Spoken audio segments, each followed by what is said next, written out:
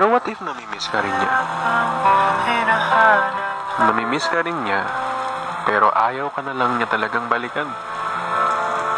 Kasi natatakot siya baka maulit yung nangyari sa inyong dalawa. Natatakot siya na maranasan niya ulit kung ano man yung na-feel niya noon. Pero kung usapang miss lang naman, malay mo naman.